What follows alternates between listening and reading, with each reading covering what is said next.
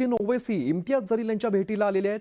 इम्तियाज जलील यांच्या विरोधात कार्यकर्ते चांगलेच आक्रमक झालेले होते। इम्तियाज जलील बायजीपुरा या ठिकाणी आलेले असताना नागरिकांनी काळे झेंडे दाखवलेले होते।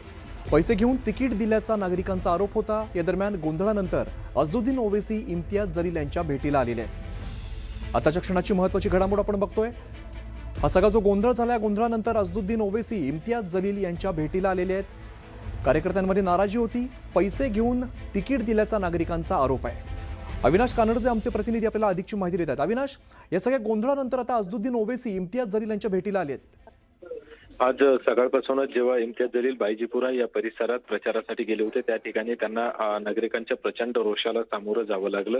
एवढंच नाही तर जसा जसा प्रचार समोर गेला तसा तसा हा रोष वाढत चालला आणि त्यांच्यावर जीवघेणा हल्ला झाला असं म्हणलेलं वाईट ठरणार नाही, कारण गाडीतून ओढण्याचा प्रयत्न त्यांना करण्यात आला त्या ठिकाणी। आणि इम्तियाज जलील यांनी एक आरोप देखील केलाय की त्यांच्याजवळ चाकू, सुरे हे देखील होते, जीवे मारण्याचा प्रयत्न मला होता।